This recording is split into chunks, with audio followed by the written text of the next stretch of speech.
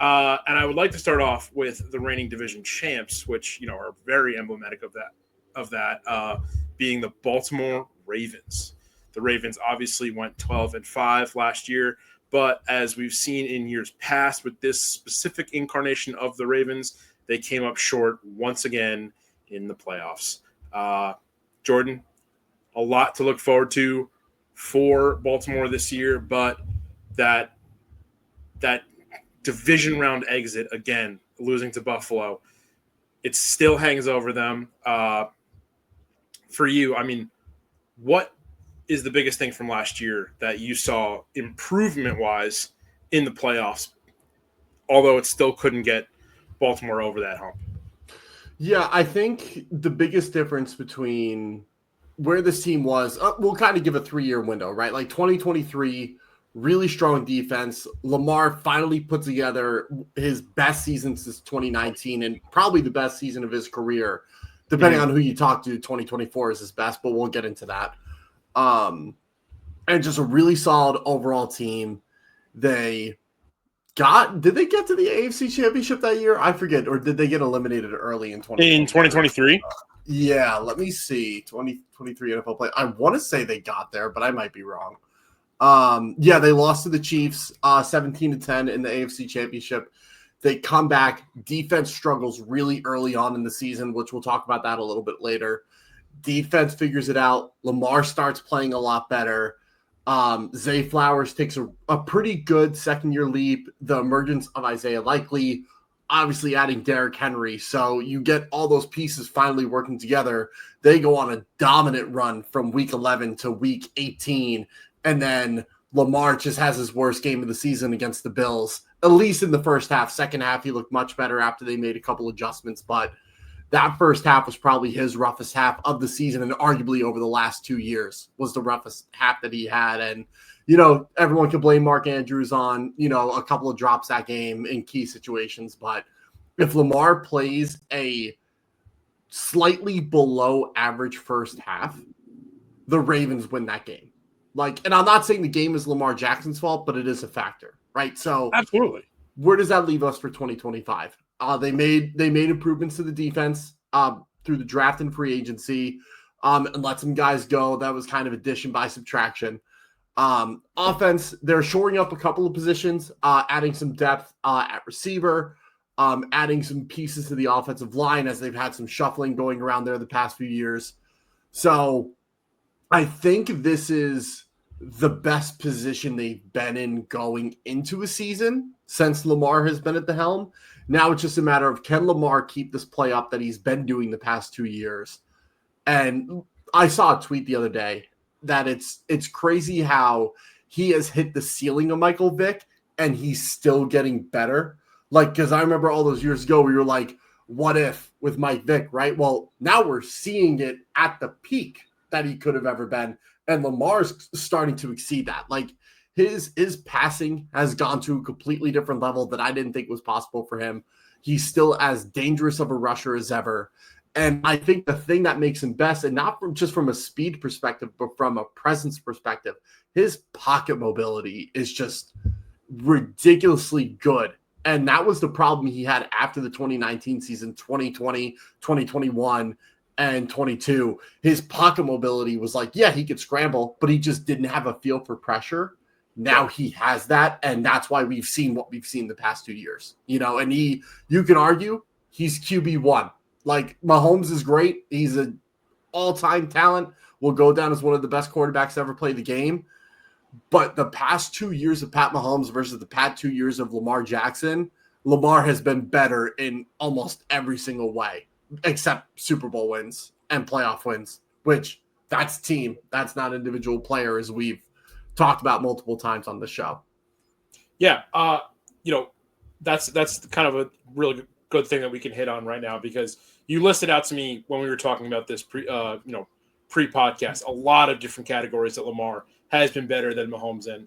Obviously though, in a lot of ways, we can get into it when we get into our AFC West preview, but it's not that hard of an argument to make that Patrick Mahomes does have to have a much better team around him, and he also is an elite quarterback. Lamar has ranked ahead of him, but in a lot of stats, but Mahomes is not that far behind, and he's not that far, away in terms of relative to other quarterbacks in this league. So for you, I mean, with talking about the Ravens window, should that be a big concern for a guy like Lamar Jackson? Like, do you think there's conversations that he's had with, just people close to him, maybe his agent or other things like that, where talking about like, how do I continue to, try and have a great career while I see other guys having just as good of a career as me with, a much better setup, and they're still succeeding and they're getting placed ahead of me, even though I may know or I may think I'm better.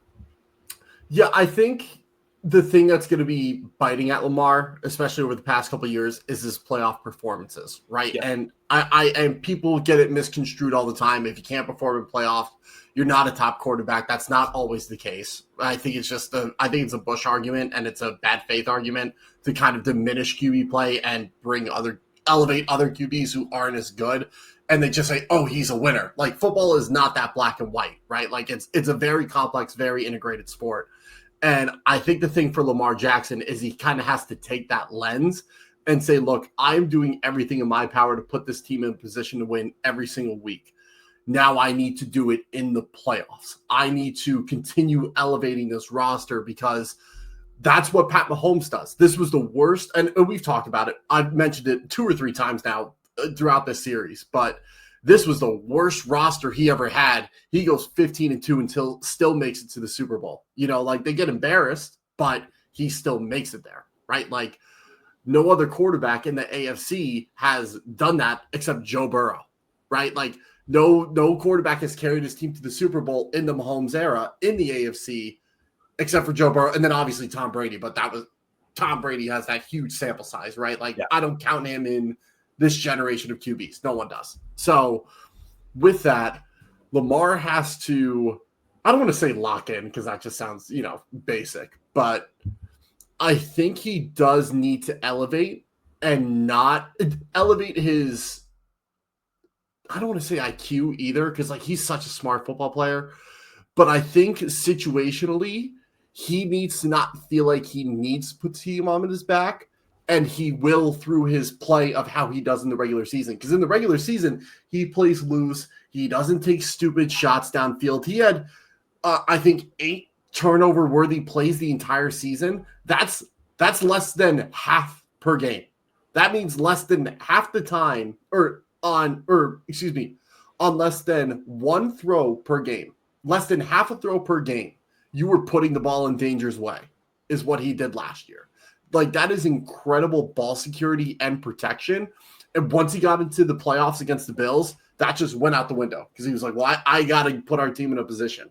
So I think if it's reverse psychology, if he just lets his playing ability set the tone and he allows Lamar to be Lamar in the playoffs instead of trying to force plays to make something happen for his team, I think that's how they get to the Super Bowl. Because each hang up in the playoffs that Lamar has been in, it's been Lamar. That's been the reason that, and again, I don't want to say has been the reason, but has been a factor in them not playing as well as they should be or not winning the way they should be, right? Like, I think that's kind of where it has to be, is that he just needs to play his game and not try to elevate the way other quarterbacks have to elevate their teams, like a Josh Allen, a Joe Burrow, a Pat Mahomes. Lamar does not have to do that, and he shouldn't feel like he has to. And again, like, it's athletes will say they take it day by day, game by game. Like, they take it like each team they play is different and they play them differently. But at the end of the day, he's going to control what he's in control of. And when he tries to do more than that, that's when we see the shortcomings of Lamar Jackson. So the last Lamar question I kind of want to talk about is that AFC Championship game, right, in 2023. 17-10 in favor of the Chiefs. Lamar had 272 passing yards, a touchdown, and an interception. I agree that it's kind of Bush League to blame a playoff loss on one player, especially the quarterback. If you and I were in disagreement on that, we would not be doing this podcast. Mm-hmm. However, the fact that scoreline and that statistical performance from Lamar happened in the same season he won MVP, it kind of has to hang over your head a little bit, right? Like, absolutely. And again, MVP, this is how it should be. This is how it is. It's a regular season award, right? It's how you do in the first, at the time, 16, I think, right? They played 16 games at the time. Or in 17. I think that was when they flipped to 17. Yeah, it was like 2022. So, yeah. Regardless, it's about what you do in the 17 games of the regular season. Playoff performances do not affect MVP, and nor should they. But the MVP does kind of set the tone for how you should, I feel like, how you should perform in a playoff run. So for you, I mean, do you feel like that's still something that Lamar has to get over, either for himself or for the fan base or just, the general population at large? I mean, even, talking 15, 20 years down the line, Hall of Fame voters. Mm-hmm. You know what I mean? I mean, like, not to speculate, but I would say yes. Like, if it was me in that position, I know I would be like, I'm so good, and I know my ability is so great, and yet when crunch time happens, I haven't been able to do it. It's not that he can't do it, he just hasn't done it yet. And he hasn't, besides high school, he hasn't done it at any level in his career, right? So, like, that's going to eat at him if he allows it to. But if he's a true professional, which he is showcased that he is, he's going to say, hey, I don't need to let this eat at me. I just need to focus on 2025, being the best version of Lamar Jackson I can be, and letting guys make plays for me when I need it. Like, if something's not there, not forcing something and just taking a negative play like a sack or throwing the ball away or, trying to get a tight window throw in instead of just hugging it up 40 yards downfield in the air and hoping it comes down, right? Like, there's ways to mitigate bad plays or negative plays without putting in further danger to your offense. And that's what Lamar has done a great job of in the regular season. And then that Bills game was the epitome of the Lamar Jackson that we saw in 2018 towards the end of his rookie year when he was starting to take over and using his legs, but the passing wasn't there, right? Like, that's kind of the Lamar Jackson we saw in that first half of that Bills game. Yes, he rebounded, he put his team in a position and other guys didn't come through. But at the end of the day, if he mitigates those losses and mitigates those bad plays, we're looking at a completely different AFC divisional game. And they go and play the Chiefs and probably win because they were literally an inch away from beating them week 1 and having the 1 seed anyways. So, like, football is a game of inches. We say it, and it's cliche, and it sounds like hyperbole, but it's really not. Like, football, it truly, truly is a game of inches. And we see that constantly, and I think that's the best example. I mean, you saw it week 1 last year against the Chiefs, right? Exactly. Exactly. Like, it's, that's the hope is Lamar takes that mentality and says, I'll let the margins decide this because I know when push comes to shove, my ability is better than anyone else's on the field. Yeah. And moving on from Lamar, I wanted to talk about the defense.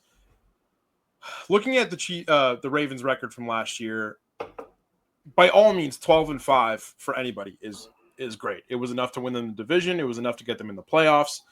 But when you look at each loss, all of them were very close. I mean, all of them were within 3 to 5 points, with the one exception being Kansas City in week 1, which was a 27-20 loss. So for you, at a certain point, I mean, analyzing all 5 of those losses, what side of the ball did that come down to for Baltimore? It could be a mix of both, or do you feel like one side of the ball kind of really affected these results? I think it was definitely the defense, and especially this passing defense and the pass rush. Zach Orr had taken over Mike Macdonald's spot as defensive coordinator, and Mike Macdonald is one of the brightest defensive minds in the NFL. So that's already a big shoe to fill. And Zach Orr, for those that don't know his story, he was a former NFL player, had some health issues come up that took him out of the game so early, and he was like starting to develop and become a good player. And so he took a back seat. He stepped away. He moved into coaching. And now he's one of the brightest young defensive minds that we have in the coaching cycle. And he kind of had a gauntlet to run through. Obviously, seeing the Chiefs week 1, saw the Bills later, but made really good show out of them. the Bengals twice early on, and we know how high-powered that offense is. So when you put all that together and just some of the shortcomings this defense had in the secondary, the Ravens were the 6th worst in EPA per play allowed and the 3rd worst in EPA per dropback allowed from weeks 1 to 10. Like night and day from last year, where this was in 2023 was one of the best defenses during every phase of the game. Now they're horrible on pass defense when they have studs all over. They have Kyle Hamilton, Marlon Humphrey, Nate Wiggins as a rookie was pretty solid. At the time going into the season, Marcus Williams and Eddie Jackson were looking like a solid safety tandem. But obviously as the season went on, they were incredibly bad. And they had to make a change. So week 11, they put Marlon Humphrey at nickel and take him away from the outside corner spot. They bump Kyle Hamilton back off the ball, and they bring in 5'8" TCU alum Ardarius Washington, and that's when everything changed. And from week 11 on until the divisional round, they went from being a bottom feeder in the NFL on defense to 1st in EPA per play allowed, 1st in EPA per dropback allowed, 14th in EPA per rush allowed, and they were the only team with a sub 40 success rate allowed overall against the pass and against the run night and day. And it was literally just putting in someone new, taking 2 guys out and rotating 2 or 3 guys into new spots. And the whole geography of this defense changed and different attack angles and being able to do different things. Because Kyle Hamilton is an awesome nickel, but when you don't have the secondary to help you out in the back end, it doesn't matter how well he's doing in coverage or how much of a zone he's taking away. They're going to fit it over the top of him into safeties who aren't doing well. So let's take our oversized 6'3" or 6'4", 220-pound safety, put him in the back end and say, okay, now you can't get over the top of me. And if you throw short, he's going to come down and crack you. And that's if you can get open against Marlon Humphrey, Brandon Stevens, Nate Wiggins. They brought in Tre'Davious White towards the end of last year, and he kind of played a little bit well. Now they have Jair Alexander, who, I think it's a good fit because he's not going to be on the field all the time. But if he gets hurt, kind of a waste, which has kind of been the theme of his career at this point. And now in the draft, they go get Malachi Starks. They get Mike Green, which is controversial, but man, he has so much use as a pass rusher. The edge rotation is so deep between him, Kyle Van Noy, Adafe Owe, David Ajobo, Tavares Robinson, and I'm sure there's Adisa Isaac, who I loved in last class. It is a deep, deep, deep edge unit, a deep defensive interior, and now you have a loaded secondary. They are going to miss Ardarius Washington for most of the season with an Achilles injury, so that's going to be brutal. But I think Malachi Starks can slot in pretty nicely for him at the free safety spot. Yeah, absolutely. Let's get into your dark horse coming out of the offensive backfield. Keaton Mitchell. Yes, obviously, sir. He had a great start to 2023, tore his ACL, has kind of been recovering. At what point in his recovery from this ACL tear do you feel like he's at? How, I guess, just in terms of, percentage of his ability from the ACL since before the ACL tear that you think he's at, and how far do you think he can get by the end of the season? I mean, no one's ever, unless you're Adrian Peterson, who's an Iron Man, no one's ever truly 100% after an ACL. But I think Keaton Mitchell is really close to being back to 100%. Just to get into some of his numbers, 2023 before he tears his ACL, 8.43 yards per carry, which is stupid. People think he's just a speed back and that's it. He's got some juice in his legs. He had a 5.68 yards per contact yards after contact per carry, which is, there are some running backs who don't even get close to 5.6 yards per carry. So after contact, one of the best running backs in the league. And he had 12 carries at 10 plus yards. And then in games where he had 9 attempts or more, he averaged 9.14 yards per carry and 6.44 yards after contact per carry. That's just stupid efficiency. Now, he's not going to take snaps away from Derrick Henry. That's obviously put. But I think just from a speed perspective, a power running perspective, he provides more juice than Justice Hill, who Justice Hill is a very good spellback. Like, I'm not taking that away from him. But if you're looking at the long-term life of this offense year over year, I think Keaton provides a little more juice. And I think we saw that in that first preseason game against the Colts. He's bouncing off guys. Like, he's bouncing off defensive linemen trying to tackle him. And these are like not starting defensive linemen, but guys who are going to play regular season snaps at a pretty decent clip. And he's making them look silly. And he had a nice long run in there for a touchdown. I want to say it was for like 36, 37, maybe even more yards than that. But he looks really, really good.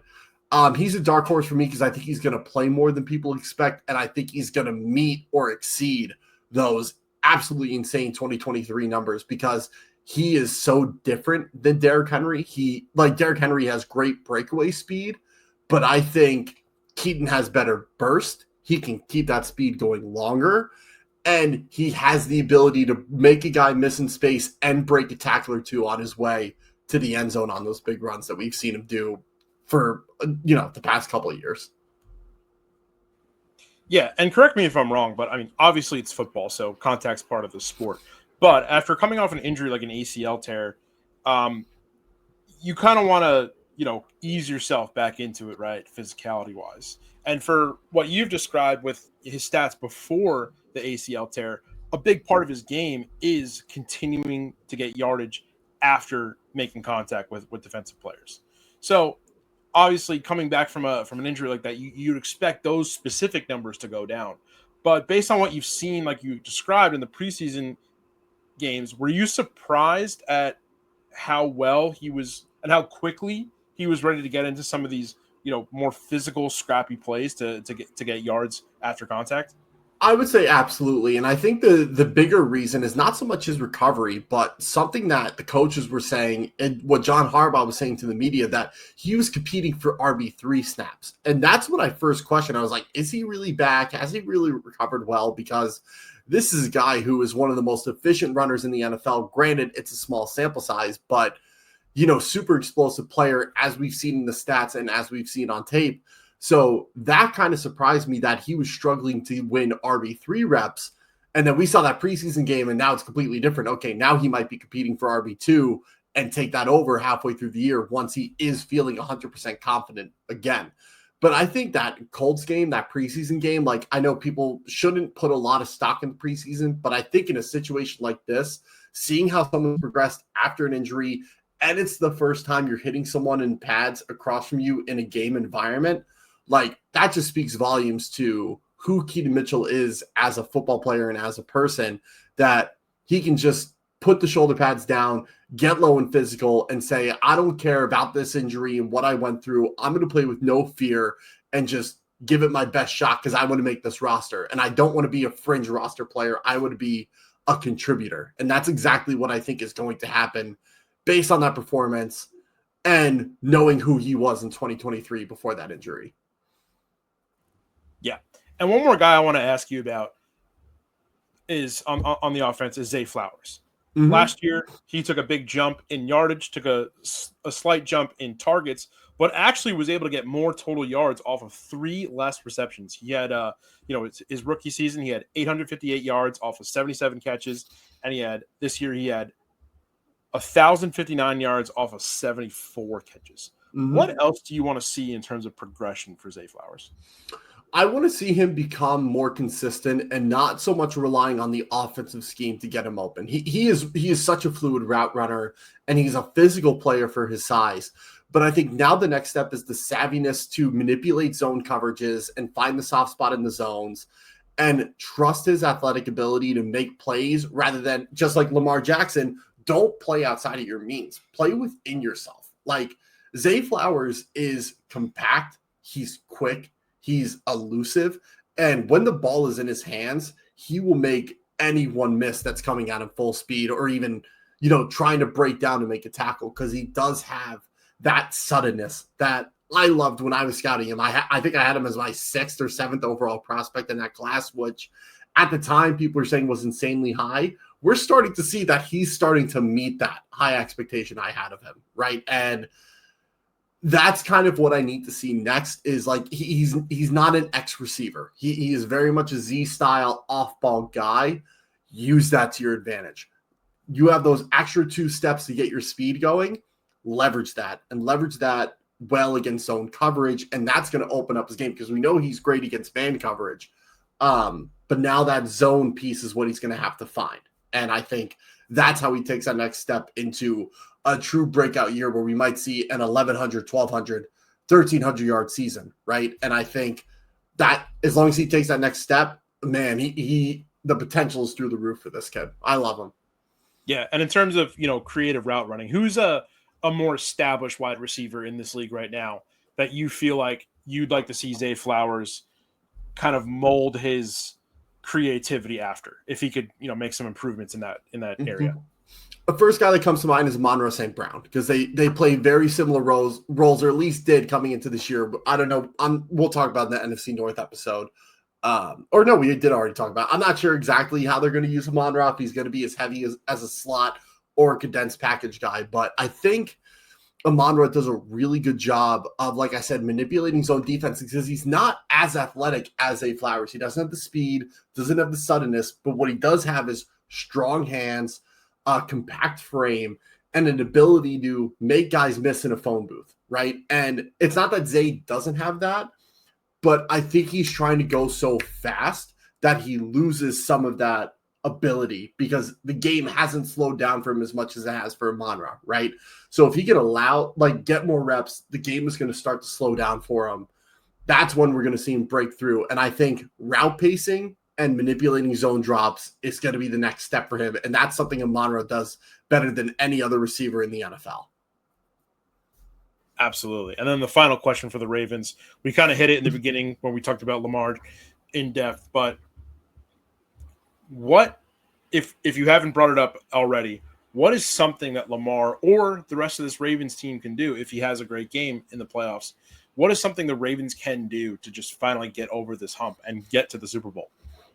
Don't break tendency, because that's a big thing teams want to do in the playoffs because they want to be unpredictable. This team is so good that you don't have to do that. And yes, will teams score a little bit more on you, and will they stop you a little bit more than normal if you don't break tendency when you get into the playoffs? Absolutely. With that, I feel like the Ravens try to go so contrarian to what they've been doing that it hurts them because they're not used to playing in those positions, and they're not used to playing in a uncomfortable situation. Do what's comfortable until you can't do it anymore, right? They were able to do it, and they showed it in the second half. They stopped playing games. They said, we're going to let Lamar be Lamar. We're going to run a more condensed offense. We're going to keep shit short for a little bit until we can take the top off you. And that offense looked completely different. And the defense held up their end of the bargain for, a good chunk of that game. So I think that's what they have to do is stick to the basics, stick to your fundamentals, and don't break tendency until you have to. And if I could ask one more question, go for it. Going into it, obviously we're breaking down the Ravens, but talking about playoff windows, obviously a team's ability to get to the Super Bowl is just as dependent on the quality of their competition as it is on the quality of their own team. For you, one thing that we've kind of highlighted, especially last year, we've talked about how this was probably out of the 5 teams that Patrick Mahomes took to the Super Bowl with the Chiefs. This one might have been one of the weakest, if not the weakest. So, and that's probably going to continue, right? Travis Kelce's getting older. So for you, how open is Baltimore's window in the AFC compared to other teams, other seasons? I think it's open more than every other team except the Chiefs. And I think the Chiefs have done a good job of backloading their depth and putting guys, in the right positions depending on their skill set, right? And I think the Ravens also do a really good job of that, as we've seen with, Ardarius Washington was he was looking like a practice squad player, comes out and ends up playing as one of the better safeties in the NFL in the back half of last year, right?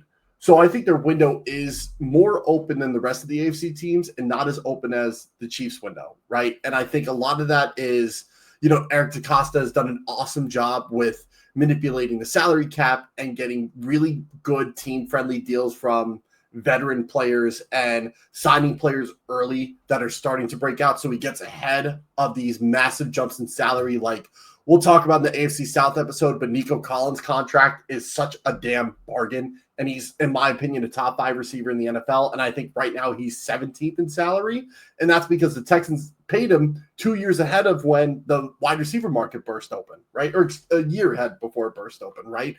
And at the time, everyone's like, oh, that might be a little bit of an overpay. But no one's questioning it now. And now it's a bargain deal. And that's what the Ravens do at pretty much every position, right? So I think that's, as long as they continue to develop this offensive line, keep the defense loaded and deep, and give Lamar Jackson a weapon or two every year that he can kind of play with and will help diversify the offense year over year, that window is going to be open as long as Lamar Jackson is playing at a relatively high level.